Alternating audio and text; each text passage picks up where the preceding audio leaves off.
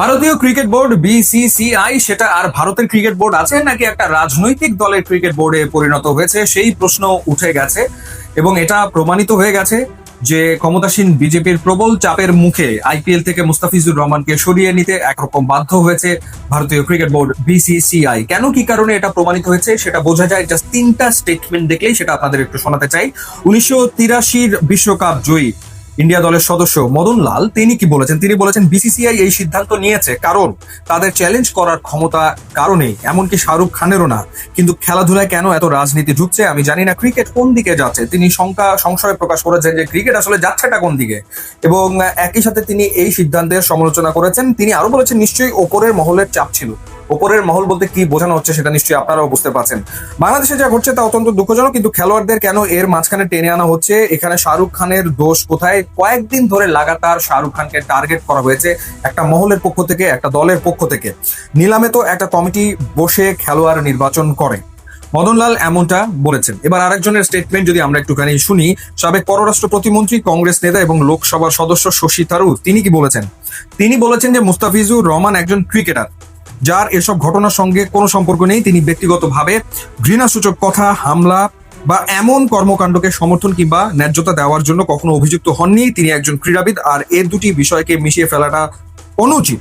আমরা আসলে কাকে শাস্তি দিচ্ছি, একটি দেশকে, একজন ব্যক্তিকে, নাকি তার ধর্মকে?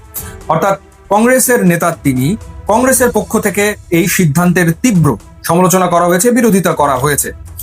তো তার মানে কি যে সাবেক ক্রিকেটার মদন লাল তিনি সমালোচনা করছেন, ভারতের একটা বড় রাজনৈতিক দল কংগ্রেস তাদের পক্ষ থেকে এই সিদ্ধান্তের সমালোচনা করা হচ্ছে, তারপরেও ভারতীয় ক্রিকেট বোর্ড এই সিদ্ধান্ত নিয়েছে, যেটা একটা বিস্ময়কর সিদ্ধান্ত। প্রমাণিত হয়ে গেল না যে শুধুমাত্র একটা রাজনৈতিক দল যারা ক্ষমতায় রয়েছে তাদের চাপের মুখে এমনটা করতে হয়েছে। এবং এই সিদ্ধান্ত নেওয়ার পর বিজেপির একজন নেতা তিনি কি বলেছেন সেটা শুনলে পুরো বিষয়টা আরো পরিষ্কার আসলে হয়ে যায়। তার নাম হচ্ছে সঙ্গীত সোম। তিনি বলেছেন বাংলাদেশের মুস্তাফিজুর রহমানকে আইপিএল থেকে বাদ দেওয়ার সিদ্ধান্তে ভারতীয় ক্রিকেট বোর্ড বিসিসিআই কে ধন্যবাদ জানাই। এরপর তিনি বলেছেন এটি পুরো ভারতের হিন্দুদের জয়। পরিষ্কার রাজনীতি একেবারে স্পষ্ট হয়ে গেল, অর্থাৎ মুস্তাফিজের আইপিএল এ খেলা হচ্ছে না সেটা স্রেফ রাজনীতির কারণে। আমরা অকশনে দেখেছিলাম তিনটা দলের তীব্র আগ্রহ ছিল মুস্তাফিজের ব্যাপারে, দিল্লি, চেন্নাই এবং কলকাতা নাইট রাইডার্স। মুস্তাফিজ যে ফর্মে রয়েছেন তার ব্যাপারে আগ্রহ থাকাটা খুব স্বাভাবিক। এখন কথা হচ্ছে যদি মুস্তাফিজ চেন্নাই দলে যেতেন তাহলে কি এই বাস্তবতার সম্মুখীন তিনি হতেন? আমার মনে হয় না, সেটা হতেন না, কারণ চেন্নাইয়ের রাজনৈতিক প্রেক্ষাপট আবার ভিন্ন। যদি দিল্লিতে তিনি যেতেন এই ধরনের সিচুয়েশন হয়তো হতো না, যেহেতু তিনি কলকাতা নাইট রাইডার্স এর নাম লিখিয়েছেন, কেকেআর নিয়েছে, সেই কারণে এই পরিস্থিতির শিকার তাকে হতে হলো। কারণ কদিন বাদেই কলকাতাতে নির্বাচন এবং এই ইস্যুটার প্রভাব নির্বাচনে গিয়ে পড়তে পারে। নির্বাচনকে সামনে রেখেই আসলে এই ধরনের পরিস্থিতি তৈরি করা হয়েছে, এমনটা অনেকেই আসলে বলছে।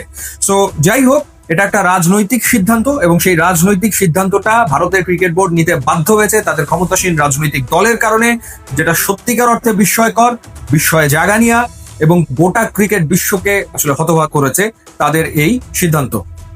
তারা সিদ্ধান্ত নিয়েছে যেটা মুস্তাফিজের সাথে অন্যায় হয়েছে এবং এর ডেফিনেটলি প্রতিবাদ বাংলাদেশের দিক থেকে করা উচিত। এবং এখন দেখার ব্যাপার বিসিবি কি সিদ্ধান্ত নেয়। তবে আমার মনে হয় যে একেবারে সহজ সরল বিষয়টা, নো মুস্তাফিজ নো আইপিএল।